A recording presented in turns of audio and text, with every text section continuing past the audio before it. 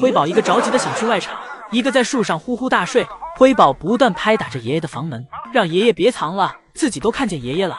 眼看爷爷不开门，辉宝跑来瑞宝身边，想让姐姐跟自己一起去。瑞宝让辉宝别过来烦自己，想去室外就赶紧去，自己还要睡觉呢。而爷爷并不是不给辉宝开门，是因为将爷爷还没给室外园区的竹子收拾好。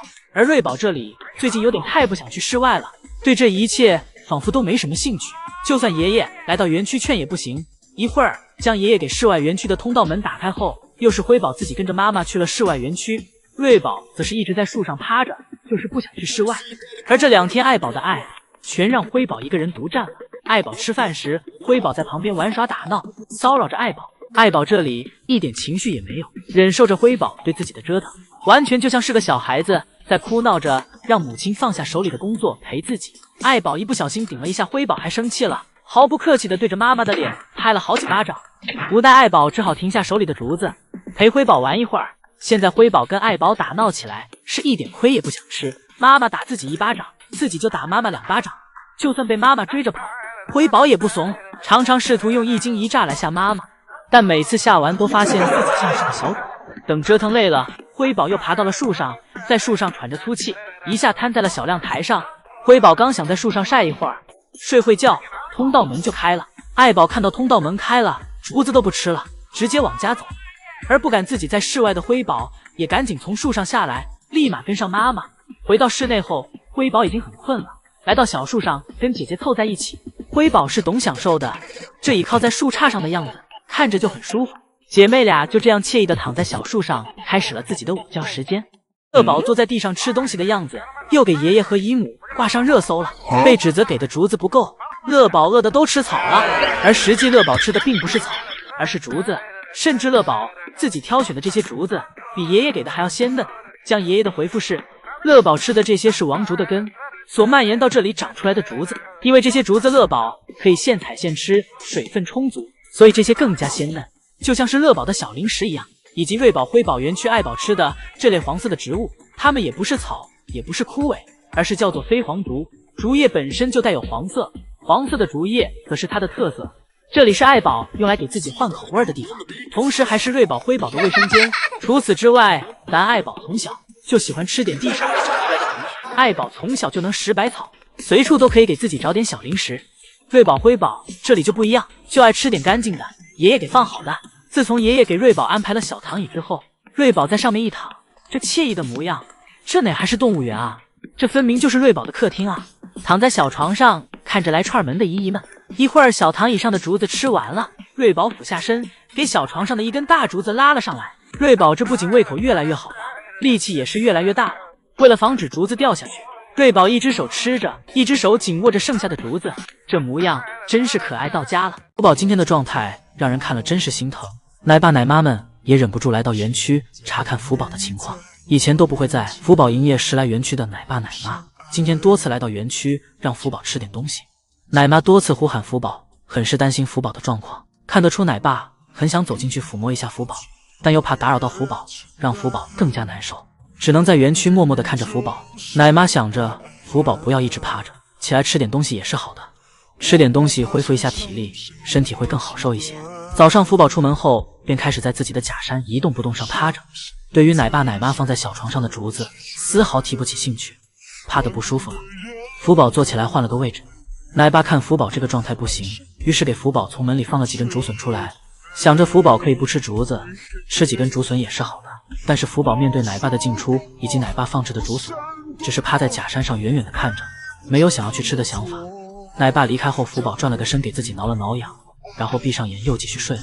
福宝是在独自默默承受着假孕期的折磨。福宝从小就是个懂事的孩子，江爷爷说过，动物们是不会去表达自己的难受与不适的，只能靠饲养员们用心的去感受。所以被圈养的动物们过得好与否，都是取决于饲养员与动物们之间的心灵交流。懂事的福宝没有去麻烦奶爸，选择了自己消化。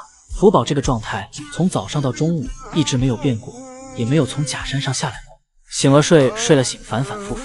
等到下午，福宝还是这个状态。奶爸奶妈第二次来到了园区，再次查看福宝，而奶爸奶妈走后，福宝又继续睡。现在只有在这被晒得暖乎乎的石山上，才会让福宝感觉舒服一点。临近下班时，奶爸奶妈第3次来到园区。这时奶爸奶妈已经给通道门打开了，想着让福宝提前回家休息，但福宝只是远远地看着奶爸奶妈，没有行动。面对着打开的通道门，福宝依旧是选择了继续趴着。整整1天，姨姨们没有看到福宝吃一口东西。姨姨们看到福宝这个状态，每个人都很心疼。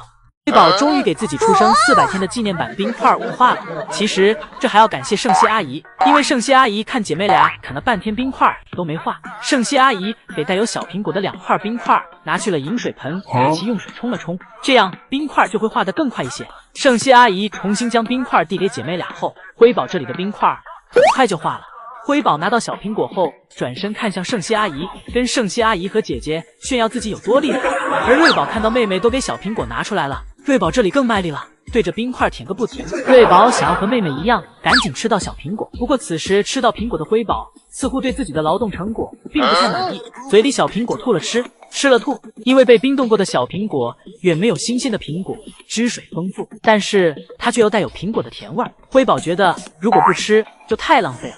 而就在这时，瑞宝这里终于给冰块舔化了，给小苹果拿了出来。瑞宝拿出小苹果后没有声张，而是偷偷藏在了手心里，自己偷偷吃。这让吃完小苹果没事干的辉宝走时都没有发现。辉宝无聊地爬到了树墩上，而瑞宝这里则是扭过头去偷偷吃着。而圣熙阿姨这里去拿来了竹子，这是给爱宝准备的，同时还有一根大胡萝卜。圣熙阿姨想了一会儿，打算还是给其先带走，等一会儿爱宝来了再给，防止姐妹俩偷吃了。调皮的辉宝每天不是被揍，就是在被揍的路上。这天正躺在平台上晒太阳的瑞宝突然感觉眼前一黑，原来是辉宝一屁股坐在了姐姐脸上。感受到屁股压脸的瑞宝赶紧把脸移出来，随后2小只便在平台上打了起来。然而常年在树上练功的辉宝可不是白练的。